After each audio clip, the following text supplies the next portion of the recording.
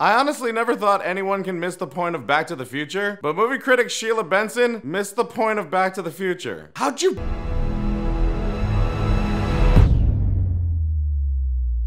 Strange how scale is occasionally everything in a movie. If Back to the Future had been about the size of, say, Repo Man, it might have been one of those appealing films that begs to be adopted. You're treating it like it's all of the unmade scripts that go through LA all the time. There's a pretty big warehouse where they all go. As far as the scripts that never get finished, there's a fucking silo. It's not. It's big, cartoonish, and empty, with an interesting premise that is underdeveloped and overproduced. Like Uggs.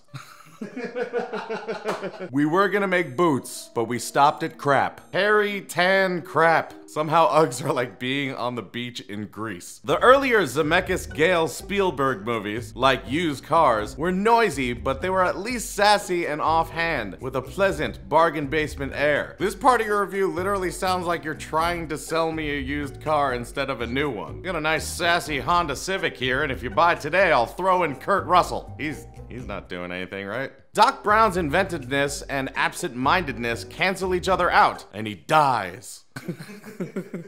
Enter Brown's young assistant. No thank you.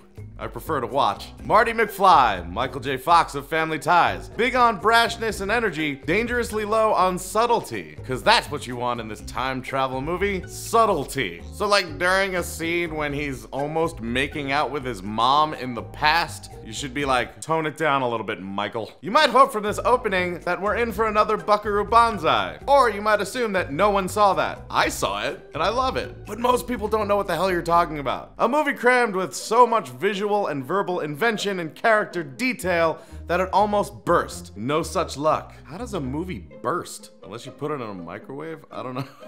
There aren't enough bits of lovely inventiveness to pad out the gimmick that McFly is accidentally sent back 30 years in the professor's time warp car, another nod to Buckaroo Banzai, because of course, Buckaroo Banzai is the first to ever have a time machine, a plutonium-powered DeLorean. More about the plutonium later. Here's John with the weather. Here in the past, to his horror and absolutely to ours, he discovers that his mother is crazy about not his future father, but him. She stalks Marty ceaselessly in her bedroom and wearing a strapless dress in the front seat of the car, lusting at him noisily. I want you. If this delicate situation were a tightrope, our acrobats would be floundering dangerously, hanging on by one desperate elbow. How do you hang on by an elbow? Like inner elbow? I don't think that's called an elbow. It's here. That's impassable. Impassable. Perhaps the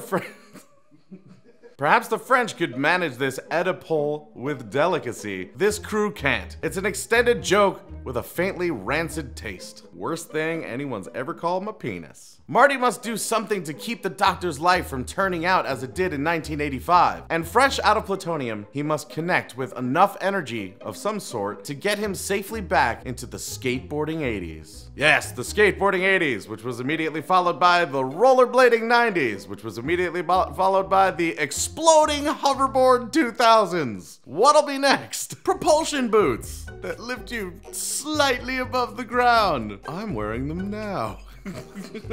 In between this action, which flails about mightily, there are a few nice moments of nostalgia for a sexually uptight, unenlightened past. Back in my day, a vibrator was used for exercise, and a hand job just meant you worked in the factory, and orgasms were for men, and men alone. Marty plays Chuck Berry licks on Johnny Be Good with a bunch of black musicians at his parents' high school dance. Trouble is, an all-black band could never have played a small-town high school dance in 1955. But I certainly have no problem with all of the other things in this movie that couldn't have happened. Oh, the plutonium? It's part of the action involving a bunch of deadly machine gun-toting Libyan terrorists. Can't remember when terrorists were last funny, but it certainly hasn't been these last few years.